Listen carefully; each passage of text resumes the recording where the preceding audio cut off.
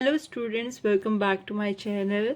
तो चलिए स्टार्ट करते हैं। बायो का फोर्थ चैप्टर है, that is principle of inheritance and variation. तो इसमें ना मैं आपको पूरा एनसीईआरटी का ही एक्सप्लेन करूँगी। इसी चैप्टर के जो बेसिक टर्म्स हैं जो आपको पता होनी चाहिए अगर आपको ये चैप्टर अच्छे से क्लियर करना है, तो वो मैंने ऑलरेडी उसका वीडियो अपलोड कर दिया है। तो आप एक बार प्लीज़ उसको अगर आपने नहीं देखा है तो ज़रूर देखिए। तो उसमें जितने भी बेसिक टर्म्स हैं वो मैंने सारे एक्सप्लेन कर दिए हैं, राइट। आ जाइए पेज नंबर 53 पे। तो देखिए इसमें आ जाइए थर्ड पैराग्राफ में। तो यहाँ पे जो मेन चीज़ जो हमें दे रखी है वो यही दे रखी है कि जेनेटिक्स होती क्या है। तो सबसे पहले हम वो देखेंगे। तो the subject deals with the inheritance as well as the variation of the characters from parents to offspring. यानी कि पेरेंट्स के मेटिंग से जो ऑफस्प्रिंग प्रोड्यूस होता है उसमें जो भी कैरेक्टर्स, ठीक है, पेरेंट्स से इनहेरिट हुए हैं यानी कि पास ऑन हुए हैं ऑफ स्प्रिंग में, उसकी स्टडी को क्या कहा जाता है? जेनेटिक्स कहा जाता है, ठीक है। क्योंकि हमने पढ़ा कि 46 पेयर ऑफ क्रोमोसोम पाए जाते हैं ऑफ स्प्रिंग में, जिसमें से 23 आते हैं फादर के और 23 आते हैं मदर के, ठीक है। तो वो जो कैरेक्टर्स हैं अब जो ऑफ स्प्रिंग में दिखेंगे कैरेक्टर्स, और कुछ वेरिएशंस के साथ दिखेंगे यानी कि कुछ डिफरेंसेस के साथ दिखेंगे, तो उसको क्या कहा जाता है? जेनेटिक्स कहा जाता है। तो नेक्स्ट इज वेरिएशन। तो variation is the degree by which the progeny differ from their parents. यानी कि पेरेंट्स से कितना डिफरेंट ऑफस्प्रिंग, यानी कि ऑफस्प्रिंग में जो भी कैरेक्टर्स इनहेरिट हुए हैं उनमें जो वेरिएशंस आई हैं, ठीक है, यानी कि जो डिफरेंसेस आए हैं, कितना अलग वो बना है अपने पेरेंट्स से, उसे क्या कहा जाएगा? वेरिएशन कहा जाएगा, राइट। तो यहाँ पे और तो इस पेज में कुछ ऐसा है नहीं पढ़ने वाला। तो मेन आपको ये पता होना चाहिए जेनेटिक्स क्या होता है एंड वेरिएशन क्या है, ठीक है। Now come to the next page. जो नेक्स्ट टॉपिक है that is Mendel's law of inheritance. तो मेंडल्स लॉ ऑफ इनहेरिटेंस में जो मेन चीज़ है पहले वो देख लेते हैं। देखिए ग्रेगर मेंडल को फादर ऑफ जेनेटिक्स कहा जाता है क्योंकि इन्होंने ही सबसे पहले जो इनहेरिटेंस था वो स्टडी किया था, ठीक है। उसके बाद है conducted hybridization experiments on the garden pea for 7 years. अब हाइब्रिडाइजेशन एक्सपेरिमेंट क्या है? हाइब्रिडाइजेशन का मतलब है कि दो डिफरेंट ट्रेड्स को लेके उन्होंने क्या किया था? एक्सपेरिमेंट अपना स्टार्ट किया था। तो ट्रेड मैंने आपको कल बताया था, ये जो छोटी छोटी टर्म्स है ना, ये मैंने कल की वीडियो में अपलोड किया है, तो प्लीज़ एक बार उसे गो थ्रू जरूर होइए आप। तो ट्रेड का मतलब क्या है? मान लो एक कैरेक्टर है हाइट, ठीक है। उस कैरेक्टर में हाइट में दो ट्रेट हो सकते हैं, यानी कि दो चीज़ें हो सकती हैं, या तो वो टॉल होगा या फिर वो क्या होगा? ड्वार्फ होगा, ठीक है।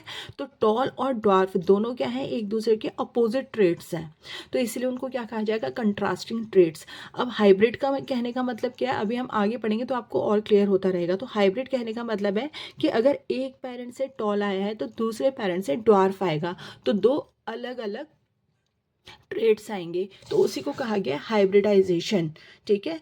तो उन्होंने क्या किया था? हाइब्रिडाइजेशन एक्सपेरिमेंट्स किए थे on garden pea for 7 years. यानी कि कौन से पे उन्होंने किया है? Garden pea. जो छोटी छोटी चीज़ें ना ये आपको याद रखनी है, ठीक है। तो उन्होंने हाइब्रिडाइजेशन यानी कि दो डिफरेंट ट्रेड्स को लेके, कैरेक्टर एक ही होना चाहिए, लाइक अगर हाइट पे कर रहे हैं तो हाइट ही होंगी लेकिन ट्रेट अलग अलग होंगे, एक टॉल है तो एक ड्वार्फ होगा, ठीक है। तो उन्होंने क्या किया था? गार्डन पी पे 7 साल तक, और वो कब से कब तक था? 1856 से 1863 पे 3 तक उन्होंने ये एक्सपेरिमेंट किया था गार्डन पी पे, ठीक है।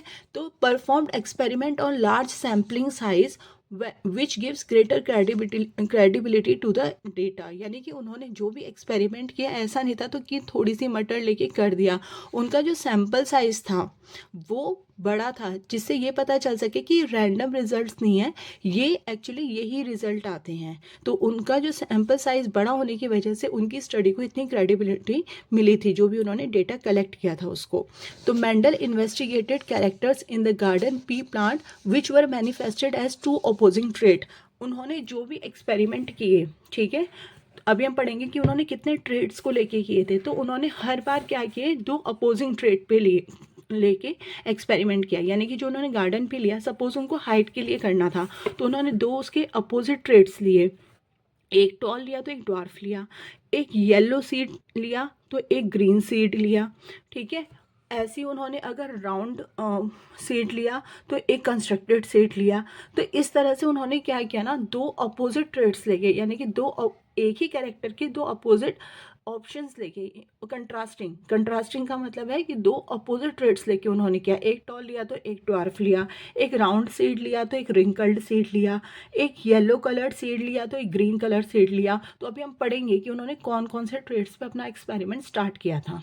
राइट, यहाँ तक समझ में आया? तो यहाँ पे ना यही चीज़ मेन है और यही सारा यहाँ पे डिस्क्राइब किया गया है। तो जो बात आपको याद रखनी है वो यही चीज़ें छोटी छोटी याद रखनी है।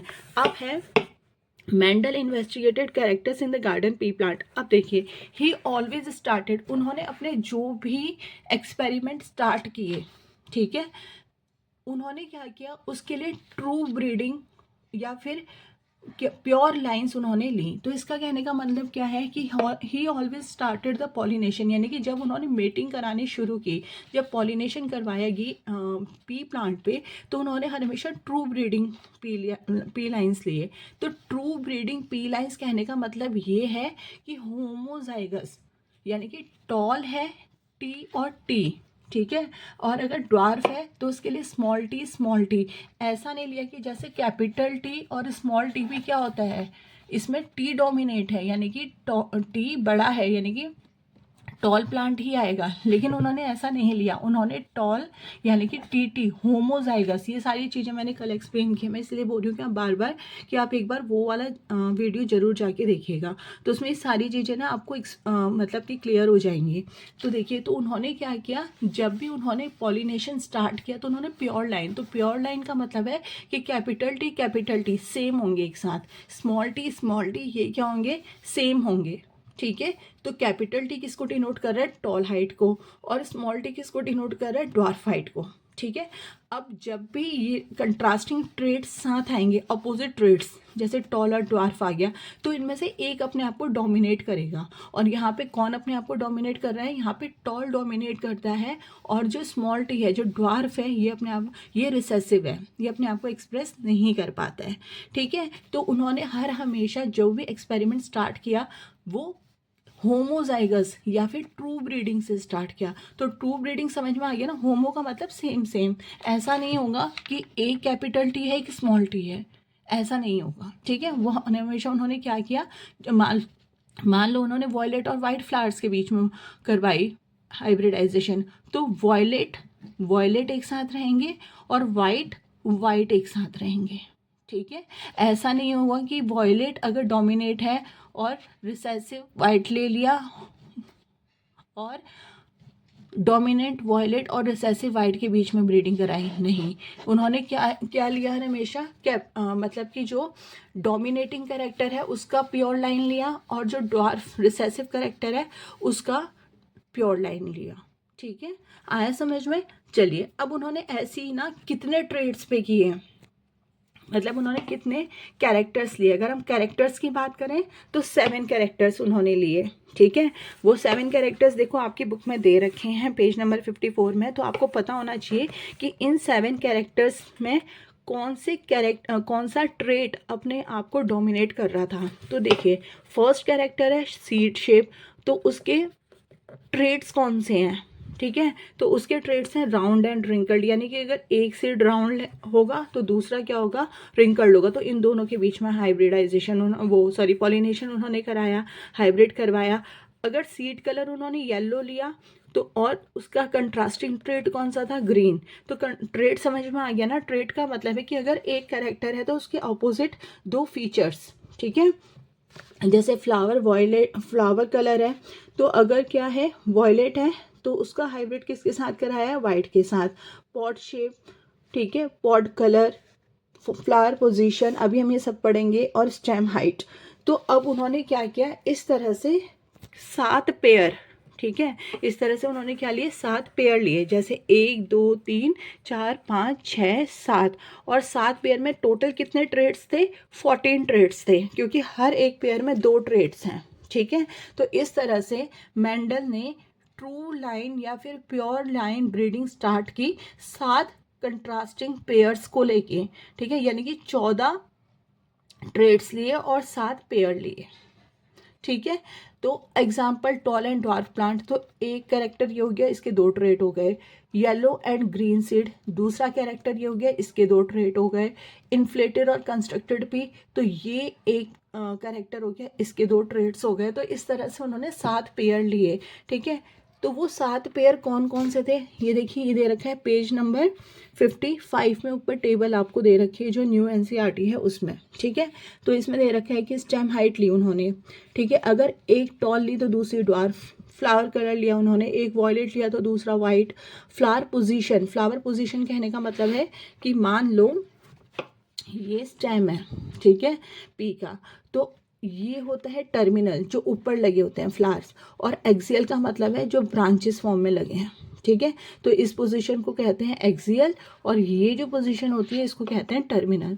तो उन्होंने अगर फ्लावर टर्मिनल वाला लिया तो उसके अपोजिट कॉन्ट्रास्टिंग ट्रेट उन्होंने क्या लिया कि उसके साथ एक्सियल, ठीक है। उसके बाद पॉट शेप मतलब जो भी मटर का जो पूरा वो होता है पॉड होता है, ठीक है, वो अगर उन्होंने पॉट शेप इन्फ्लेटेड यानी कि पूरी फुल, तो कंस्ट्रक्टेड मतलब जो एकदम मतलब जिसके अंदर ज़्यादा दाने नहीं होते और जो थोड़ी रिंग वो होती है जो थोड़ी मतलब मुड़ी तुड़ी होगी, ठीक है। तो अगर एक फुल मटर ली तो उसके साथ ऐसी मटर ली जो कि मुड़ी तुड़ी है, ठीक है। फिर पॉड कलर, मतलब जो पी है उसकी पॉड का कलर क्या है, हरा है या येलो है। तो ये उन्होंने करवाया सीड शेप, तो सीड उन्होंने देखा कि राउंड है या फिर मतलब कि रिंकल्ड हो रखा है, ठीक है, यानी कि सिकुड़ रखा है। सीड कलर उन्होंने देखा कि येलो है और ग्रीन, इनमें आपस में उन्होंने मेटिंग कराया। तो इस तरह से उन्होंने कंट्रास्टिंग ट्रेट लेके मेटिंग कराई, ठीक है।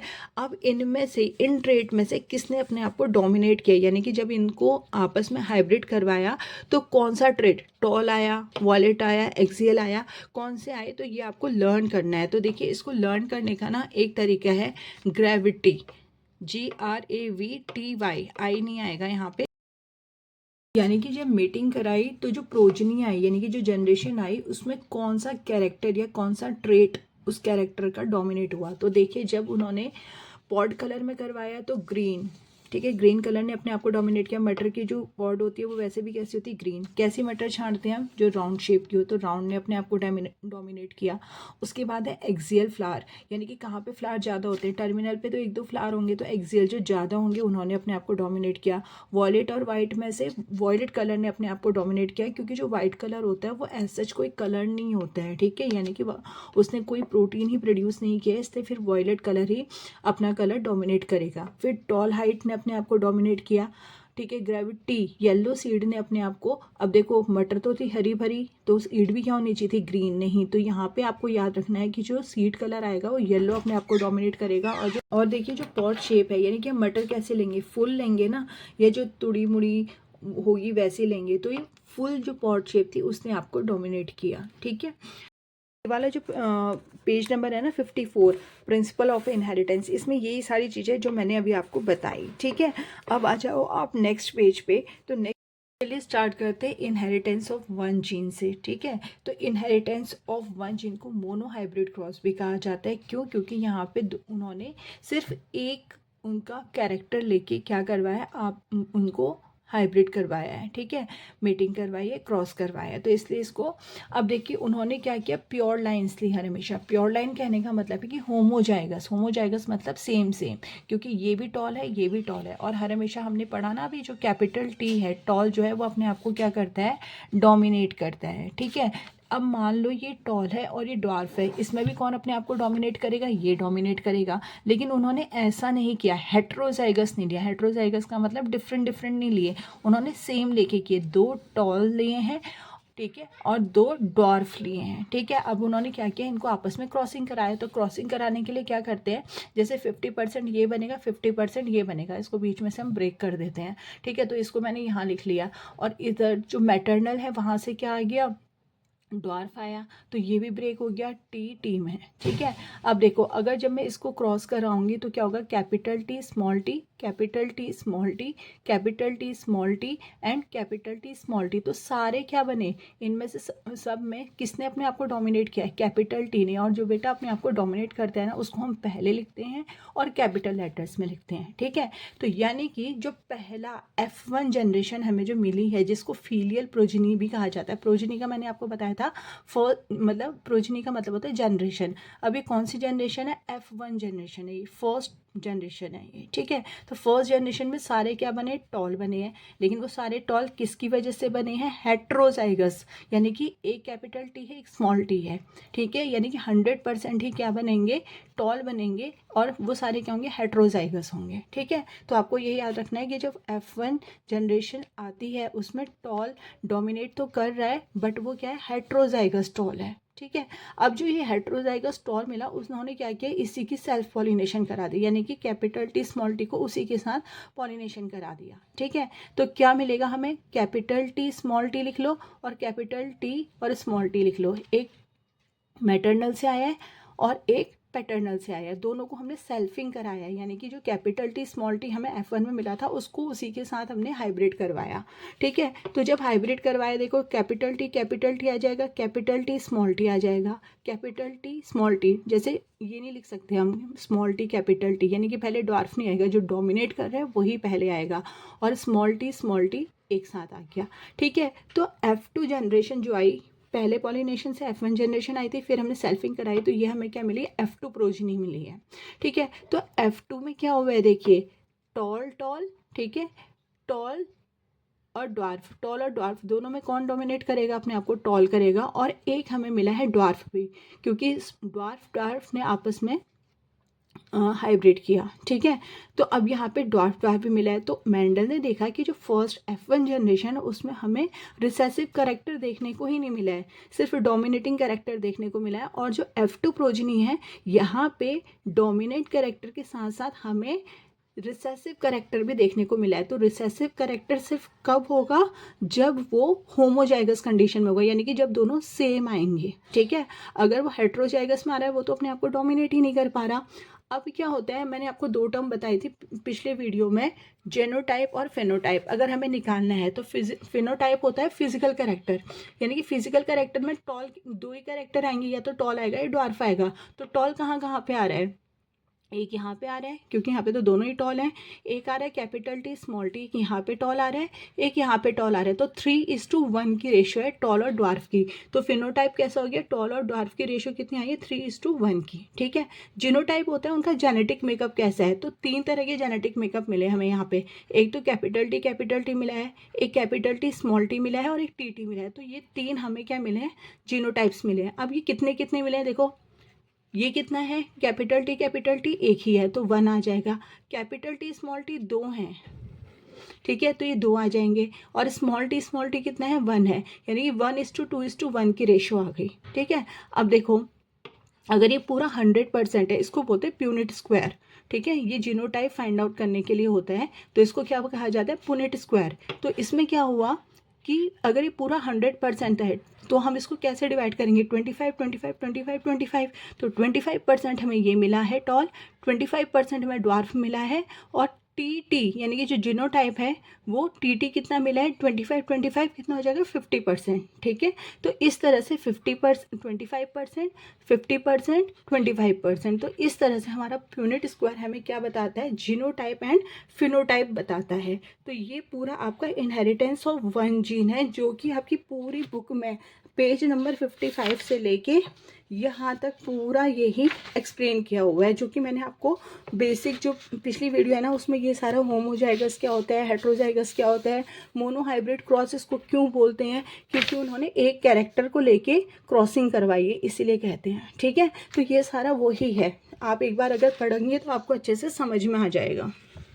जो एक लाइन इंपॉर्टेंट है पेज नंबर 55 में, और सारा बेटा यही है जो मैंने आपको समझाया, आप एक बार रीड करेंगे ना, अगर कोई कंफ्यूजन होगा तो आप कमेंट बॉक्स में डाल सकते हैं, अदरवाइज सारा आपको अच्छे से समझ में आ जाएगा। यहाँ पे ये पूरा यही एक्सप्लेन किया गया है। तो उन्होंने क्या बताया कि इसमें तो पूरे 100% टॉल बन रहे थे, ठीक है। इसमें 1/4 आपका क्या आ रहा था, ड्वार्फ आ रहा था। फिनोटाइपिक रेशियो देखूंगी तो 3/4 तो आपके टॉल आ रहे हैं, और 1/4 आपका क्या आ रहा है, ड्वार्फ आ रहा है। तो उन्होंने क्या बोला कि मेंडल को ने ये देखा कि जो फर्स्ट F1 जनरेशन है इसमें कोई भी रिसेसिव करेक्टर अपने आप को शो नहीं किया, लेकिन जो F2 जनरेशन है उसमें एक रिसेसिव करेक्टर ने भी अपने आप को क्या किया है, शो किया है।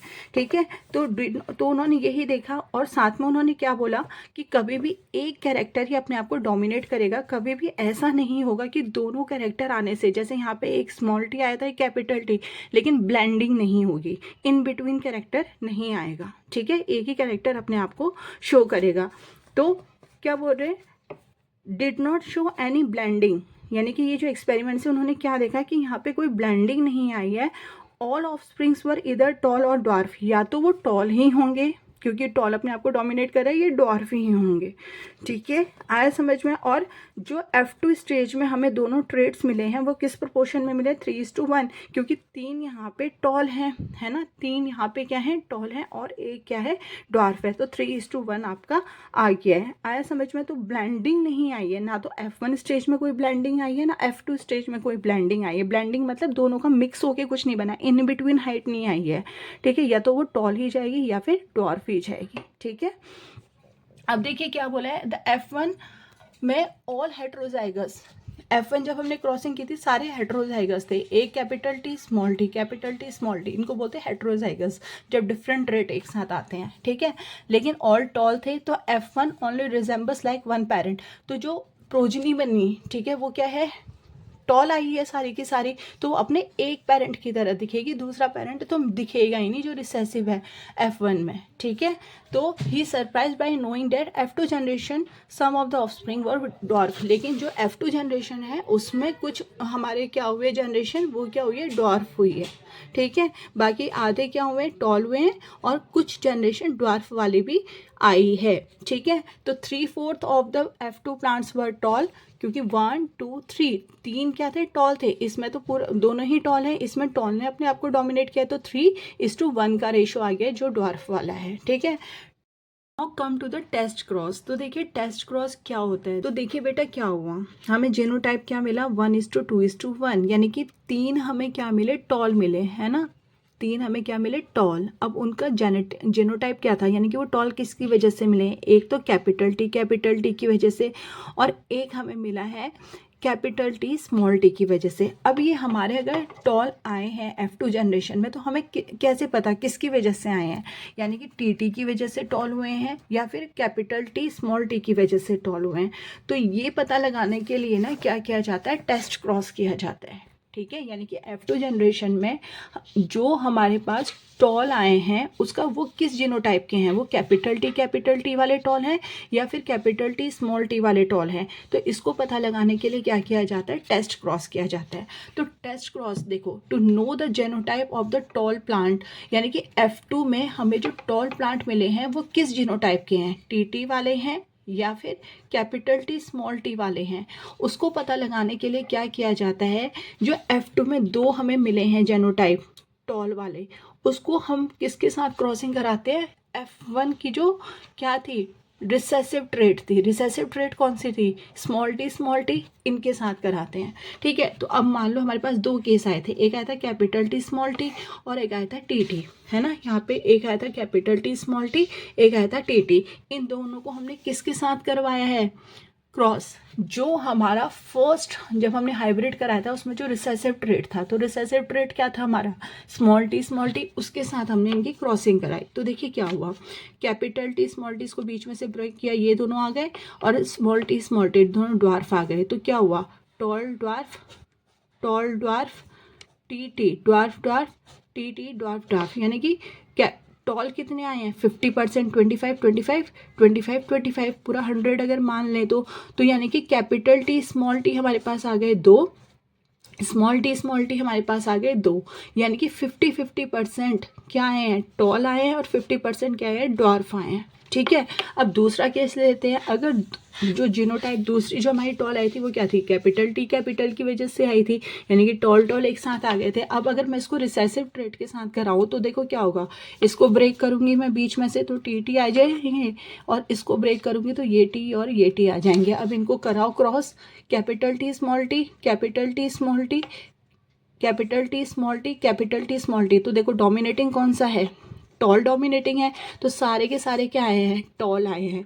होमोजाइगस डोमिनेंट, होमोजाइगस मतलब कैपिटल टी, उसने अपने आप को डोमिनेट किया है। तो अगर आपके F2 जनरेशन में सारे के सारे टॉल आते हैं, यानी कि वो कौन सा जीनोटाइप है उन सबका, कैपिटल टी है। अगर आपके यहाँ पे 50% टॉल आते हैं और 50% ड्वार्फ आते हैं, इसका मतलब उसका जीनोटाइप क्या है, कैपिटल टी स्मॉल टी है। ठीक है बेटा, तो ये था आप लोगों का टेस्ट क्रॉस। ठीक है, जो कि हम किस लिए करते हैं, to know the genotype of the tall plants at F2 generation. F2 में हमें जो टॉल प्लांट बने हैं उनका क्या जीनोटाइप है, वो कैपिटल टी की वजह से, टॉल की वजह से, होमोजाइगस की वजह से टॉल आए हैं, या फिर हेट्रोजाइगस कैपिटल टी और स्मॉल टी की वजह से आए हैं। तो इससे हमें उनका जीनोटाइप पता चल जाएगा। ठीक है, आई होप आपको यहाँ तक समझ में आया है। अब आप ना पेज नंबर 53 से लेके पेज नंबर 59 के यहाँ तक पढ़िए, लॉ ऑफ डोमिनेंस से पहले वाला जो है। ठीक है, आपको ये अच्छे से समझ में आ जाएगा। अगर नहीं समझ में आएगा, आप दोबारा से बोलोगे समझाने के लिए तो मैं दोबारा से समझा दूंगी, लेकिन एक बार NCERT से ज़रूर रीड करके देखना, अच्छे से समझ में आ जाएगा। ठीक है, तो मिलते हैं नेक्स्ट वीडियो में। Till then bye bye. और अगर अच्छा लग रहा है, क्लास समझ में आ रही है, तो please like share and subscribe. Bye bye.